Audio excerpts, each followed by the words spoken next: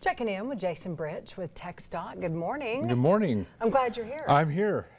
I know. It's been a long week, Hey, but I'm listen, here. I know, and it's only Wednesday. Yeah, I know. That's What so month funny. is it? Okay, it's still March. That is March so is funny. it's been. I know. It's been a month.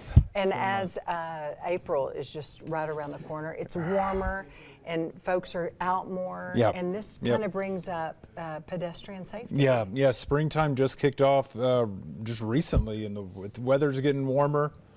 Well, hopefully it'll stay warmer for a while, but it's springtime, and this is the perfect time to talk about our pedestrian safety campaign. It's called Be Safe, Drive Smart Pedestrian Safety, and really this is the time we want to really urge people to really take a look and refocus about how they're driving in heavy residential areas or even at crosswalks that involve any area that involves a lot of pedestrians. So, and it's not just what are pedestrians doing wrong? What are drivers doing wrong in those kind of instances? Because whenever you see, sometimes it could be the fault of the pedestrian or it could be the fault of the driver.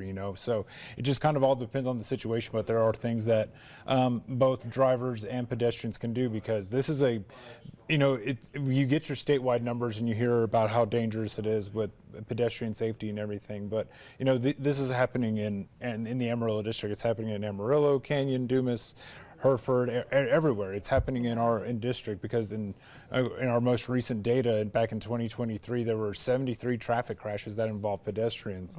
16 deaths resulted from it, 18 serious injuries. But that's 73 instances where that could have been a higher amount of serious injuries. That could have been even a higher amount of deaths would the circumstances have changed maybe just slightly. So we really just want to urge people, just be aware of their surroundings when they're in those heavy residential areas or in those heavy crosswalk or heavily traveled areas by pedestrians or bicyclists as well.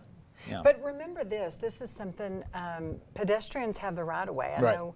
Right. You got to remember that. And my family gets so mad at me. But I really am a slow driver. And especially in neighborhoods, because it's just something, I just am like, it can just happen in a second where people just walk out from behind, a car or bus. Yeah, and nationwide, the number one factor when it comes to all traffic crashes is speed. It's a failure to control speed, no matter what the circumstances. Speed is always the primary factor in what happens in a traffic crash. So it's and like you said, they do have the right of way, but also sometimes drivers just aren't paying attention, even though the pedestrians may be doing the right thing. And so that's why, you're trying to emphasize, it's not always the fault of the pedestrian. It's, the driver may not have been paying attention. So whenever you get to those crosswalks, or you get to those sidewalks, you got to yield to those pedestrians. You got to make sure your head's not on your phone. You got your two eyes forward. Everything two hands on the wheel, and you're slowing down. You're paying attention. You're noticing what the lights are. If it's a yellow, green, or red, doesn't matter. Make sure what intersection you're going into, and that you're seeing how many pedestrians are going by or anything like that. So we really just want to emphasize too that for the pedestrians, that you can avoid a lot of these situations by always using a crosswalk. It's state law. Okay. It's the most safest place. It's the most safest thing you can do whenever you're crossing an intersection, because you're protected. Okay. If pedestrians don't use a crosswalk, you're putting yourself, the pedestrian, at danger, at risk of something tragic happening, and you're having to have the driver possibly make a really tough decision as well, because they're in the middle of driving, and that could cause some dangerous things to happen as well. So those are and they're simple things. They're very simple things, just slowing down, paying attention, and using the crosswalks, because it's state law. That's what it is. That's what it all comes down to. So we don't say these things just to say them. These things are happening in our own backyard.